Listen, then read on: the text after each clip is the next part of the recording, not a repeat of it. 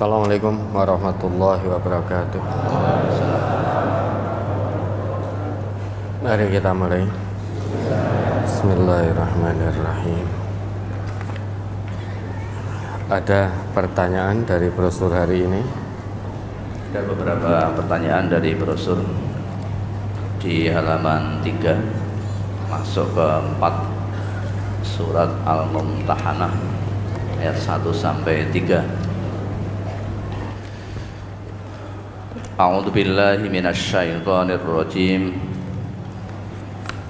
Ya ayyuhalladzina amanu la tattakhidhu aduwwi wa aduwwakum awliya'a tulquna ilaihim bil mawaddah wa qad kafaru bima ja'akum minal haqq yukhrijuna ar-rasula wa iyyakum an tu'minu billahi rabbikum in kuntum kharajtum jihadan fi sabili wa batigha amardati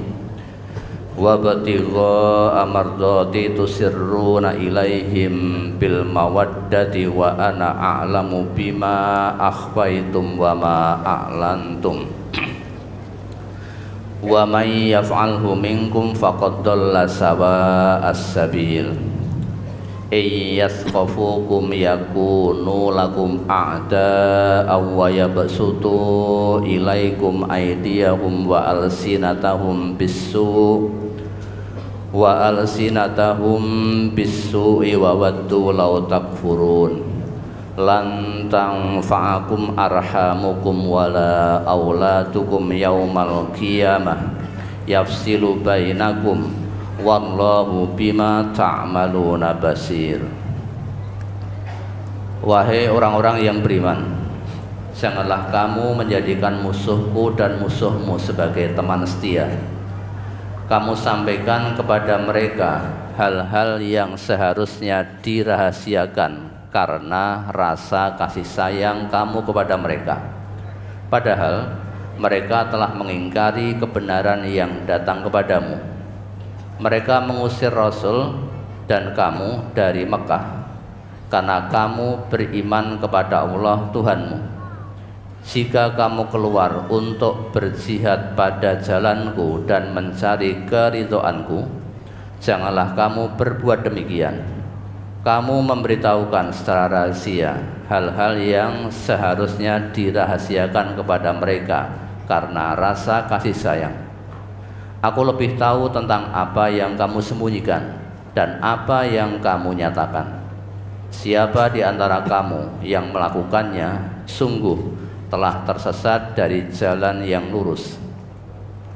Jika suatu saat mereka menangkapmu, niscaya mereka bertindak sebagai musuh bagimu. Lalu mereka melepaskan tangan dan lidahnya kepadamu untuk menyakiti, dan mereka ingin agar kamu kembali kafir. Kaum kerabatmu dan anak-anakmu tidak akan bermanfaat bagimu pada hari kiamat. Kelak Dia akan memisahkan antara kamu. Allah Maha melihat apa yang kamu kerjakan. Ayat ini mohon dijelaskan, Ustaz. Mungkin juga kaitannya dengan asbabun nuzulnya. Ayat ini Okay.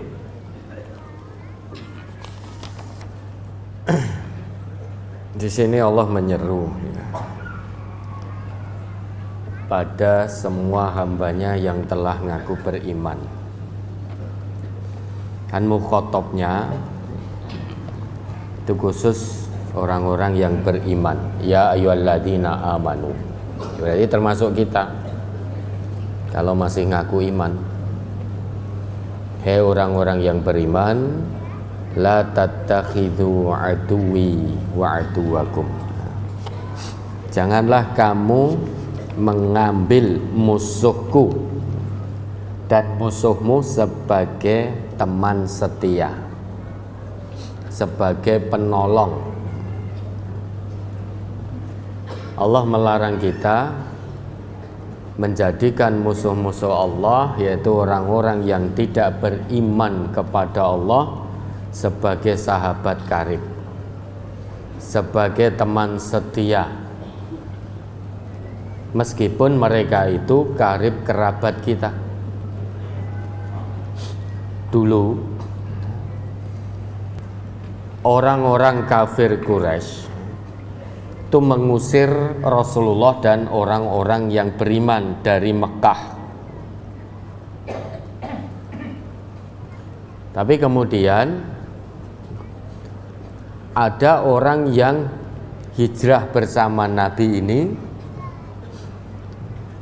memberitahukan kepada kerabat-kerabatnya yang masih kafir,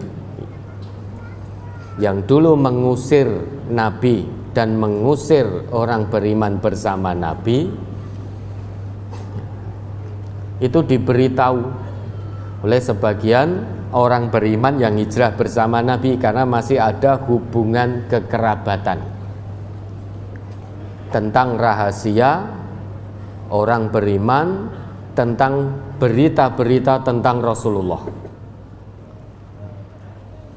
Padahal dulu kafir Quraisy ini mengusir Nabi dari Mekah, dari kampung halaman. Terusir bersama Nabi. Sebagian orang-orang beriman yang bersama Nabi juga ikut terusir. Namun mereka masih punya kerabat kafir Quraisy, punya kerabat yang kafir masih tinggal di Mekah dan ikut mengusir. Namun sebagian orang beriman tadi memberitahukan keadaan Nabi, berita-berita tentang Nabi dan orang yang beriman kepada karib kerabatnya yang kafir di Mekah.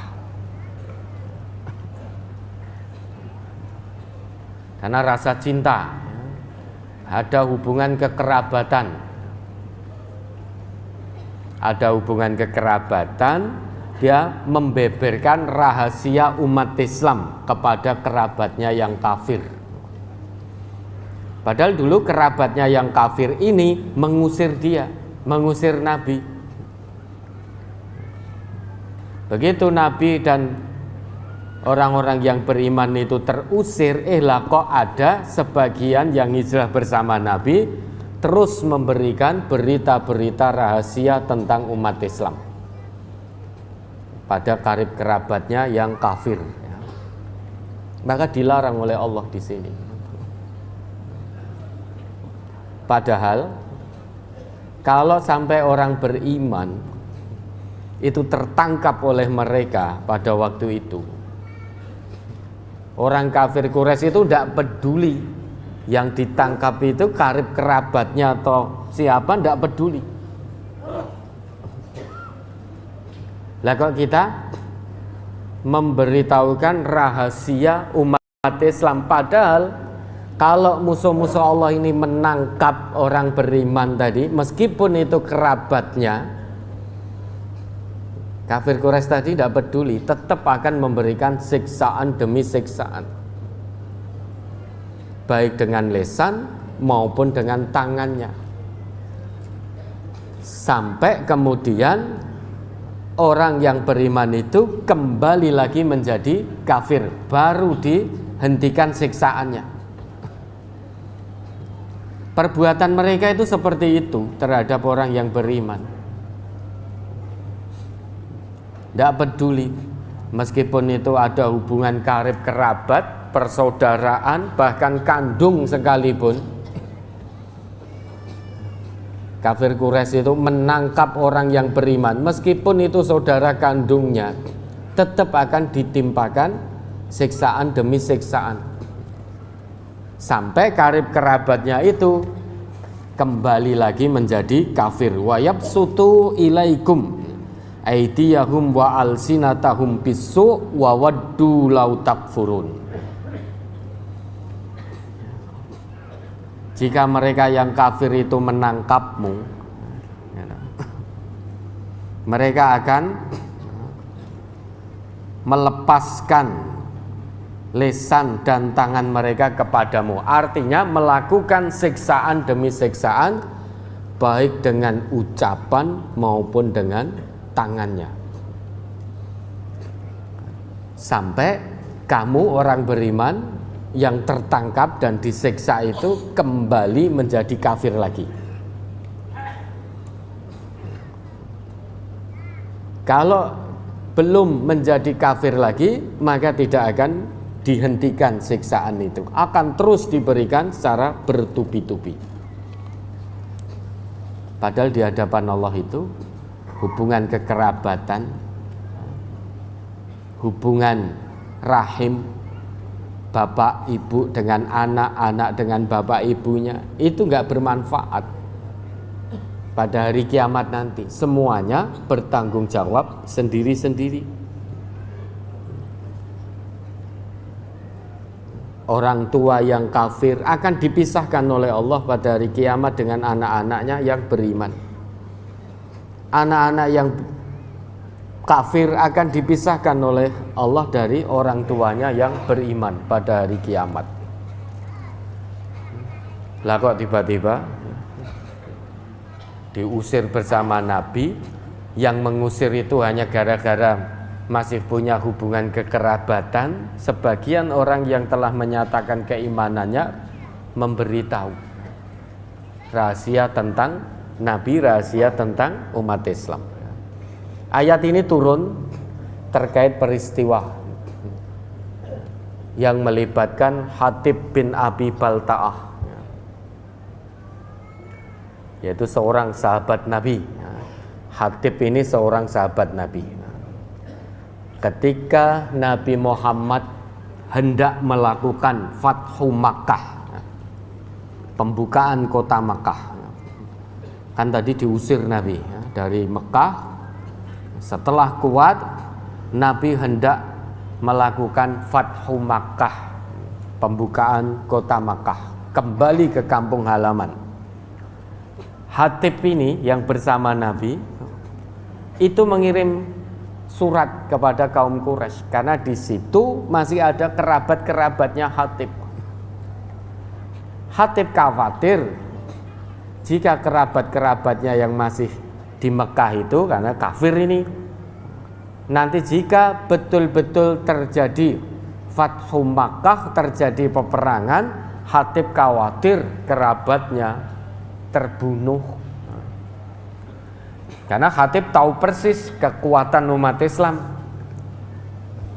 pasukan umat Islam ketika mau membuka kota Mekah. Dan Hatib ini mengirim surat pada kaum Quraisy tentang rencana Rasulullah. Tujuannya apa? Biar keluarga Hatib yang ada di Mekah itu tetap aman. Bila terjadi peperangan, kerabat mereka, keluarga Hatib yang masih kafir itu biar tidak terbunuh. Namun apa yang dilakukan Hatib ini bukan dengan tujuan mengkhianati Islam. Hanya Hatib khawatir terhadap keselamatan keluarganya di Mekah. Karena keluarga Hatib di Mekah tidak mendapatkan perlindungan. Keluarga Hatib yang masih ada di Mekah itu tidak mendapatkan perlindungan dari pembesar-pembesar Quraisy. Maka surat yang ditulis Hatib itu murni bukan karena mengkhianati Islam, tapi hanya mengkhawatirkan keselamatan semua karib kerabat Hatib yang masih ada di Mekah.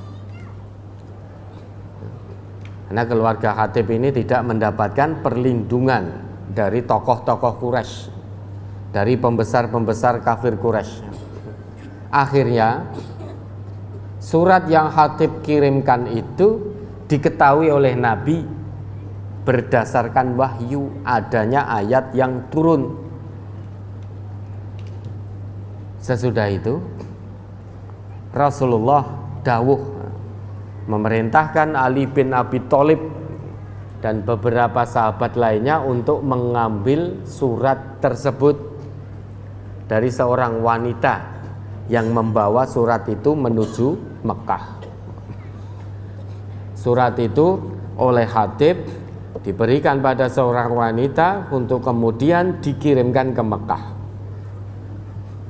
Sebelum surat itu sampai, Allah sudah beritahu nabinya.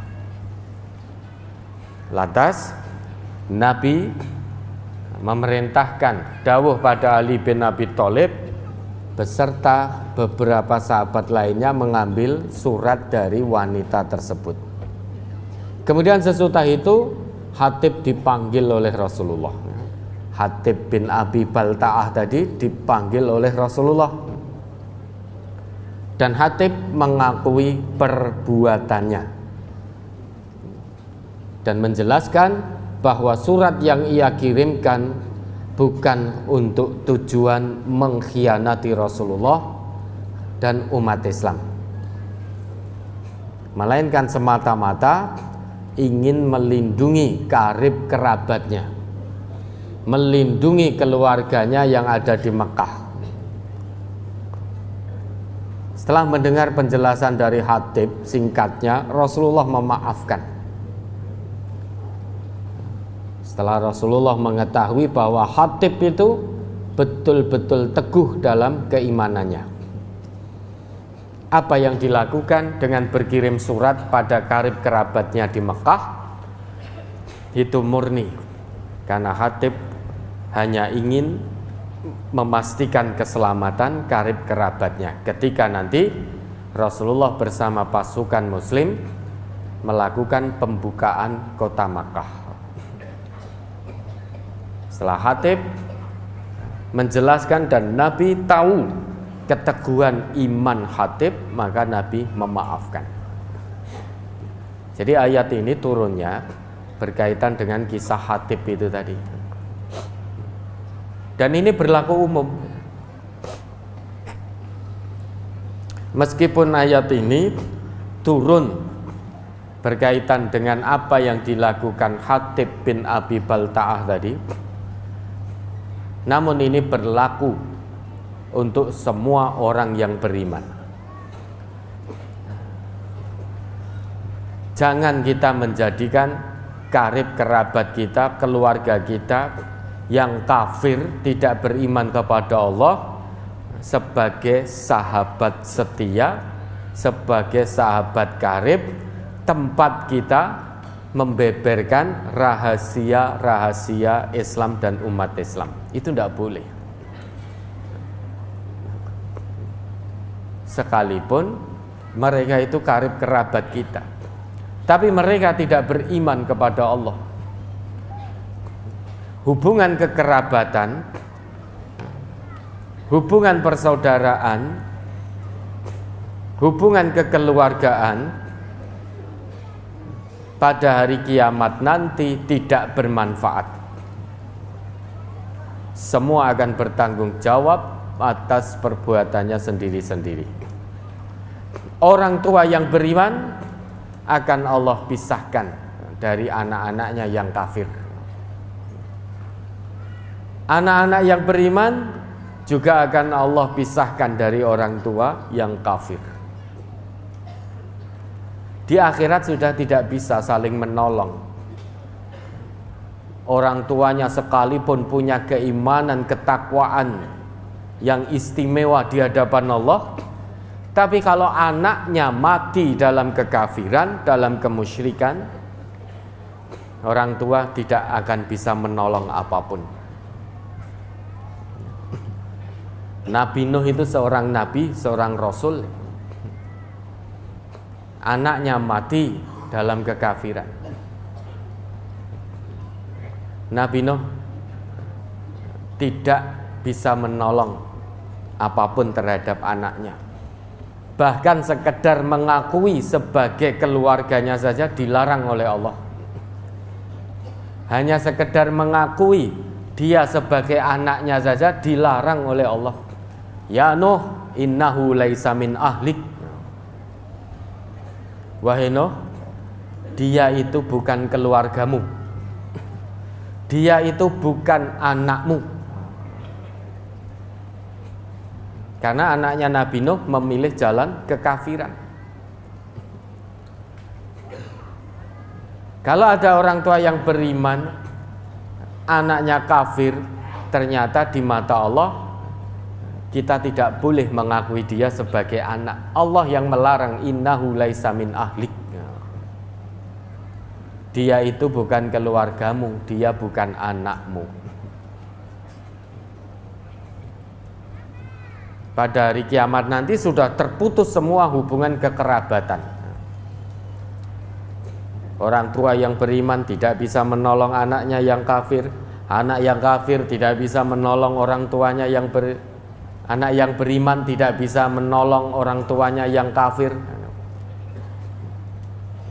Kakak kandung yang beriman tidak bisa menolong adik kandungnya yang kafir. Begitu pula sebaliknya, adik kandungnya yang beriman tidak bisa menolong kakak kandungnya yang kafir. Semuanya akan lari. Fa idza ja'atis shakhah yauma yafirrul mar'u min akhihi wa ummihi wa abihi wa sahibatihi wa banihi likulli imri'in minhum yauma idzin sya'nu yughni. Coba diingat kembali itu Abasa.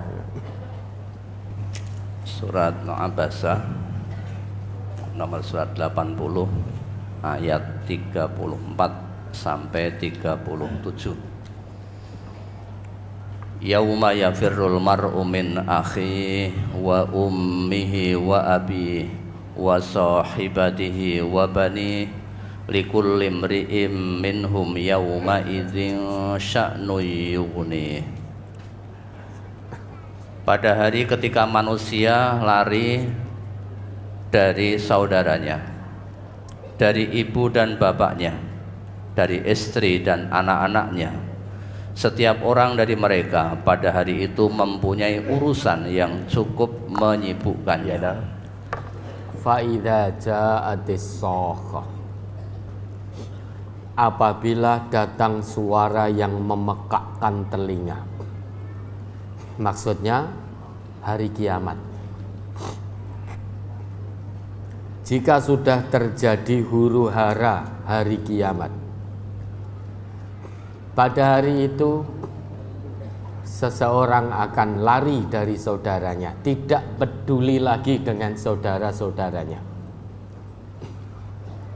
Dan saudara-saudaranya pun juga tidak peduli lagi dengan dirinya. Kita akan lari dari saudara-saudara kita. Saudara-saudara kita pun akan lari dari kita kalau sudah datang huru hara hari kiamat. Wa ummihi wa abi, tidak hanya lari dari saudaranya saja, seorang anak akan lari dari ibu dan bapaknya, tidak peduli lagi dengan ibu bapaknya. Ibu bapak juga tidak peduli lagi dengan anak-anaknya. Mbah anak ini neraka, mbah ini tidak peduli orang tua sudah. Anak juga begitu. Orang tuanya tempatnya di mana sudah tidak peduli lagi kalau terjadi hari kiamat. Wa sahibatihi wa bani, lari dari pasangan hidupnya dan anak-anaknya. Suami lari dari anak dan istrinya, istri lari dari anak dan suaminya. Semuanya sibuk ingin selamat sendiri-sendiri. Likulli imri'in minhum yauma idzin sya'nu yughni. Setiap individu pada hari itu disibukkan dengan urusannya masing-masing. Sehingga sudah tidak peduli lagi dengan karib kerabatnya, dengan orang tuanya, dengan anak istrinya, dengan anak dan suaminya, sudah tidak peduli. Padahal ketika di dunia, semua yang Allah sebutkan di ayat ini, kita betul-betul mencintai. bahkan rela melindungi, cinta pada saudaranya, cinta pada orang tuanya, cinta pada anak istri, anak dan suaminya. Bahkan tidak sedikit orang tua yang tidak tega dengan sakit anak-anaknya. Seringkali terucap jika penyakit anaknya bisa dipindah ke tubuh ibunya, ibunya rela untuk menggantikan posisi anak, rela menggantikan posisi anak untuk menanggung sakit si anak. Itu di dunia. Bapaknya juga rela menanggung sakit anaknya di dunia, kalau sakit itu bisa dipindahkan. Gitu. Kan banyak toh orang tua yang seperti itu, alah lele nduk umpama laramu iso dipindah, bapak apa ibu rela untuk menderita penyakitmu asal kamu sehat. Tapi itu tidak berlaku di hari kiamat. Tidak ada nanti orang tua alah lele alah ndondoknya kowe gentiya ning surga, bapak ibumu tak ning neraka, menggantikan posisimu. Tidak mungkin terjadi, mustahil. Ketika melihat anaknya di neraka, orang tuanya tidak punya niatan sedikit pun untuk menggantikan posisi anaknya di neraka. Semuanya akan lari. Ini loh dahsyatnya hari kiamat, memutus semua hubungan kekerabatan.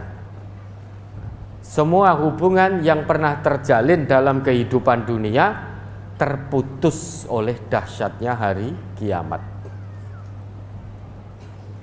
Maka betul sekali toh firman Allah itu, qu anfusakum wa ahlikum naro, jaga diri kalian dan keluarga kalian dari api neraka. Untuk apa Allah pesankan ini? Biar hubungan kita dengan karib kerabat kita di dunia itu tidak terputus dengan datangnya hari kiamat, tapi akan dikumpulkan oleh Allah jadi satu di surganya, sehingga dikumpulkan oleh Allah di dunia dan di akhirat. Maka Allah perintahkan pada kita untuk menjaga diri kita dan keluarga dari api neraka. Karena ahli surga dan ahli neraka itu sudah terputus hubungannya. Yang akan terus tersambung hubungannya kalau karib kerabat itu sama-sama menjadi penghuni surga. Itu akan terus tersambung. Untuk bisa menjadi penghuni surga ya sejak di dunia ini, dengan iman dan amal soleh, dengan takwa. Maka mari kita jaga diri kita, pertahankan iman ini, tingkatkan iman ini, tingkatkan takwa ini. Tidak hanya diri kita saja,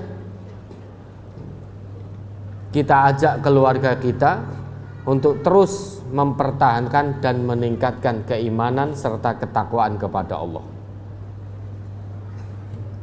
Maka jika datang hari kiamat, insya Allah kita akan dikumpulkan oleh Allah bersama karib kerabat kita.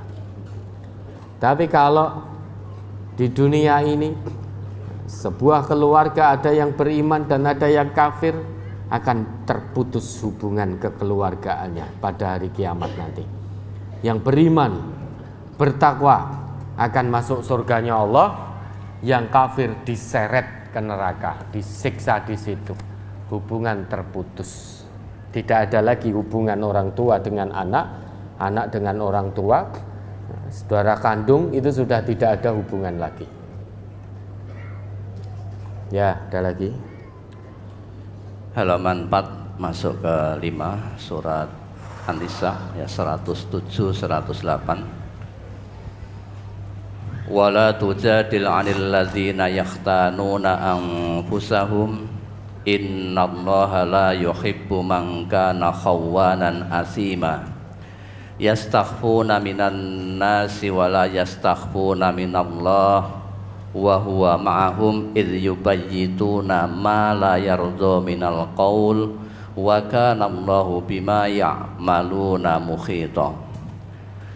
Janganlah engkau Nabi Muhammad berdebat untuk membela orang-orang yang mengkhianati dirinya. Sesungguhnya Allah tidak menyukai orang-orang yang selalu berkhianat dan bergelimang dosa. Mereka dapat bersembunyi dari manusia, tetapi tidak dapat bersembunyi dari Allah. Dia bersama mengawasi mereka ketika pada malam hari mereka menetapkan keputusan rahasia yang tidak diridhoinya. Allah Maha meliputi apa yang mereka kerjakan. Ayat ini mohon dijelaskan. Nabi dilarang oleh Allah untuk menjadi pembela bagi orang-orang yang zalim terhadap dirinya sendiri. Tidak menerima seruan dari Nabi. Tidak mau menyatakan dirinya beriman kepada Allah. Pelaku-pelaku kemaksiatan, pelaku-pelaku kedurhakaan kepada Allah, pelaku-pelaku kemusyrikan, Nabi dilarang oleh Allah menjadi pembela terhadap mereka. Tidak boleh memperdebatkan urusan orang-orang yang zalim terhadap dirinya sendiri karena melakukan satu pembelaan. Sebagai Rasul wajib mengatakan yang hak itu hak, yang batil itu batil. Sekalipun terhadap paman beliau wajib mengatakan bahwa paman beliau itu menjadi salah satu penentang yang sangat keras bagi dakwah Rasulullah. Sekalipun itu paman Nabi, Nabi tetap tidak boleh untuk membela paman beliau yang kafir. Karena orang itu sudah berbuat zalim. Ini berlaku umum. Orang beriman itu tidak boleh melakukan pembelaan membabi buta terhadap orang-orang yang berbuat zalim, berbuat aniaya terhadap dirinya sendiri. Kalau ada perkara yang datang pada kita, kita harus memutuskan berdasarkan kebenaran, bukan berdasarkan kedekatan. Meski yang salah itu karib kerabat kita, tetap katakan dia salah.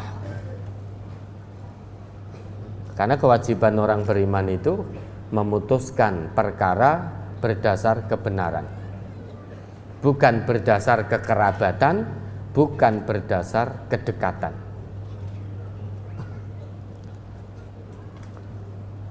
Ahli maksiat, para pendurhaka itu zalim terhadap dirinya sendiri. Kalau kita membelanya, berarti kita membantu dalam kedzaliman. Nabi kita memberikan definisi tentang kedzaliman. Nabi kita menyatakan salah satu bentuk kedzaliman diantaranya fanatisme golongan. Ketika Nabi ditanya, ya Rasulullah mal asabiyah, wahai Rasulullah, apa itu fanatisme golongan? Nabi menjawab, antu'ina qaumaka 'ala dzulmi. Kamu menolong kaummu di dalam berbuat zalim. Itu asabiyah, fanatisme golongan. Itu satu kedzaliman. Dan kita dilarang oleh Allah. Nabi kita dilarang oleh Allah menjadi pembela bagi orang-orang yang zalim. para pendurhaka itu ya, mungkin bisa bersembunyi dari manusia, melakukan kedurhakaan, melakukan kemaksiatan, mungkin bisa tidak terlihat dari mata manusia. Namun mereka lupa atau pura-pura lupa. Apapun perbuatan dosa mereka itu senantiasa akan dilihat oleh Allah. Karena Allah Maha mengawasi hamba-hambanya. Meski niat kejahatan itu, niat dosa itu dia niatkan pada malam hari, di tengah malam yang gelap gulita, Allah tetap Maha mengetahui perbuatan jahatnya. Meski kejahatan yang mereka lakukan itu di malam hari, saat semua manusia tertidur, Allah tetap Maha mengetahui. Meski pergaulan bebas perzinaan dilakukan di malam hari, Allah tetap mengetahui. Sekalipun tidak ada mata manusia yang mengetahui, sekalipun tidak ada mata manusia yang melihat, namun Allah Maha mengetahui. Orang-orang yang dolim seperti itu kalau diingatkan untuk kembali ke jalan Allah, tobat nasuha kepada Allah, tidak mau, ya sudah, biarkan. Jangan ditangisi. Wong dia sudah memilih jalan sesatnya sendiri. Jangan dilakukan pembelaan karena hubungan kedekatan. Kewajiban kita mengingatkan. Kalau sudah diingatkan tidak mau, ya sudah, biarkan. Biar binasa di atas jalan kesesatan yang sudah dipilihnya. Ya, ada lagi. Di halaman 8 surat Al-An'am ayat 14. Qul aghairallahi attakhidhu waliyyan fatiris samawati wal ardi wa huwa yut'imu wa la yut'am.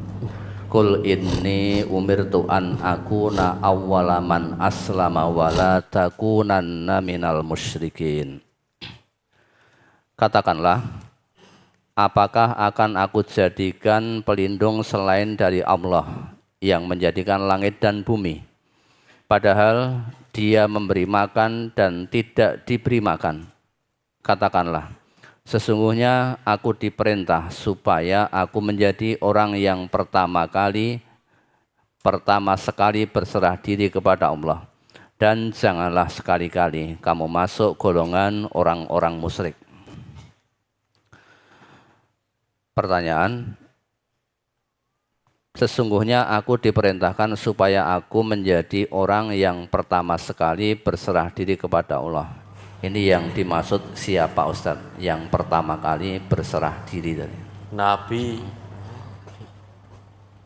Setiap Rasul yang Allah utus pada tiap-tiap umat, beliau itu para Rasul itu pasti menjadi orang pertama yang berserah diri kepada Allah.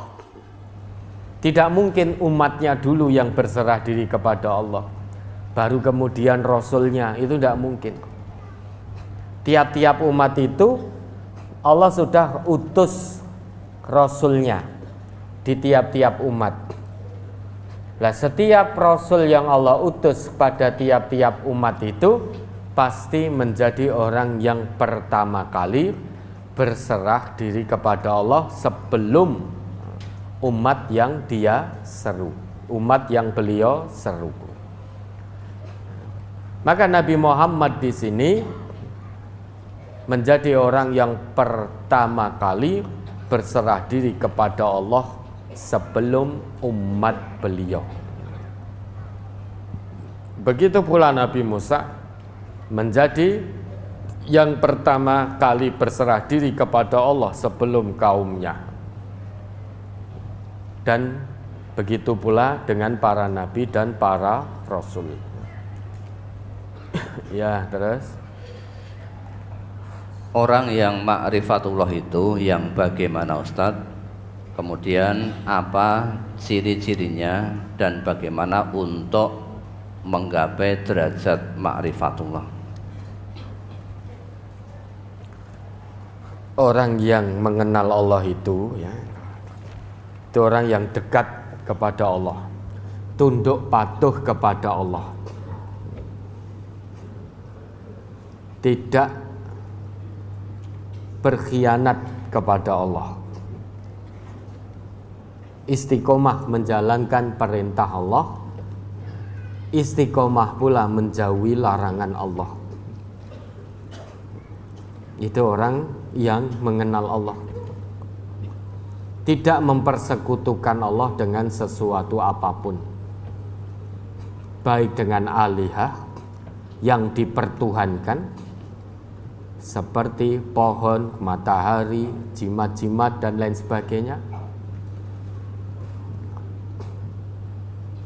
tidak menyembah Allah tapi juga menyembah pohon. Artinya orang yang mengenal Allah itu hanya menyembah kepada Allah semata, bukan yo nyembah Allah, yo nyembah pohon. Itu berarti tidak kenal Allah. Itu mengadakan tandingan bagi Allah.